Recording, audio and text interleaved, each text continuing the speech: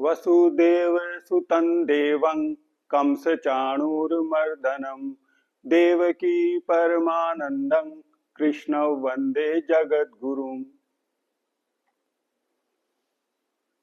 श्रीमद् भागवत गीता द्वादशोध्याय भक्ति योग श्लोक क्रमांक 9।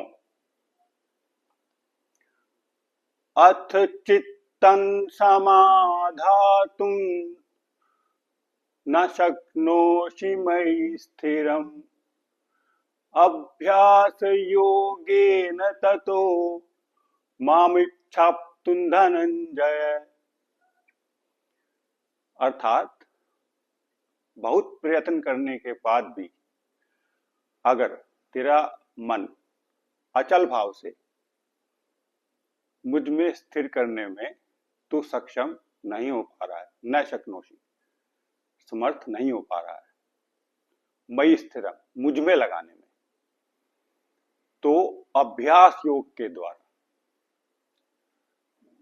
मन को किसी मेरी प्रतिमा में, मेरी आकृति में या मेरे किसी मंत्र में, मंत्र जैसे ओम नमो भगवते वासुदेवाय,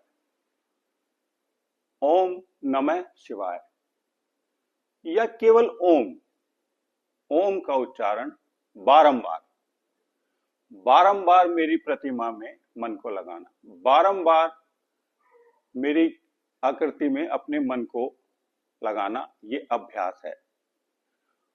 और इस बारंबार अभ्यास से जो तुझे योग प्राप्त होगा, योग रूपी समाधि प्राप्त होगी, वो अभ्यास योग है।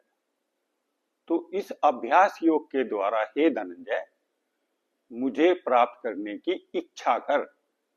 मामिच्छाप्तुं धनंजय, मुझे प्राप्त करने का प्रयत्न कर। अब ये प्रयत्न होगा कैसे? भगवान ने भगवत गीता के 6ठे अध्याय आत्म संयम योग में 26वें श्लोक में बताया है। यतो यतो निश्चरति मनश्चंचलम अस्थिरम ततस्ततस्तो नियम्य तद आत्ममन्येव वशन्नयेत्। कि तेरा ये अस्थिर और चंचल मन यतो यतो जिस जिस सांसारिक पदार्थ में निश्चरति विचरण करता है, उसको ततो ततो वहां वहां से हटाकर नियमेत आत्मनियम मुझे में लगाने का वशम नेत प्रयत्न कर। मुझ में लगा। जिस जिस सांसारिक पदार्थ में तेरा मन विचरण करता है, कि सांसारिक व्यक्ति में करता है, पदार्थ में करता है, वस्तु में करता है, उसको वहां से हटा और परमात्मा में लगा। ये भगवान ने 26वें श्लोक में बताया है। अब इस श्लोक में, भक्ति योग के 9वां श्लोक में भगवान ने धनंजय नाम से अर्जुन को संबोधित किया है। इस श्लोक में धनंजय का अभिप्राय है कि अर्जुन ने राजसूय यज्ञ के द्वारा शत्रुओं को परास्त करके बहुत धन अर्जित किया है।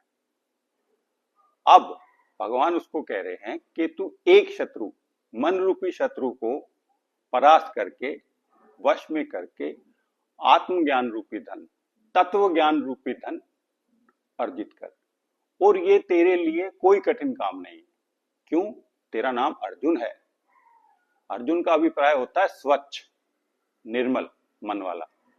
तो तू इस काम को कर पाएगा, इसमें कोई भी आश्चर्य नहीं।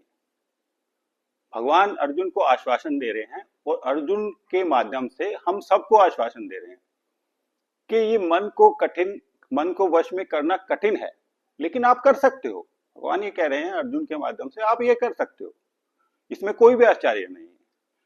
अब बृहद आरण्यक उपनिषद में महर्षि याज्ञवल्क्य ने मन के 10 प्रकार बताए हैं। कि मन 10 प्रकार से अपने आप को प्रकट करता है। वो 10 प्रकार हैं: काम, संकल्प, विचिकित्सा, संशय को कहते हैं विचिकित्सा, श्रद्धा, अश्रद्धा, धृति, अधृति, फिर है ही, भी और धी।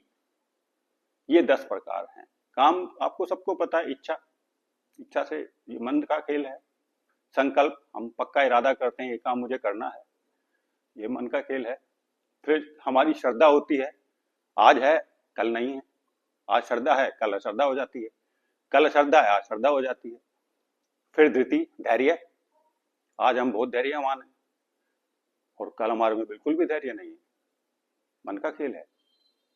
फिर ही, लज्जा, आज हम उस काम को करने में, किसी भी काम को करने में लज्जित फील होते हैं, 2 दिन बाद नहीं होते हैं, 3 दिन बाद दोबारा होते हैं किसी और काम में।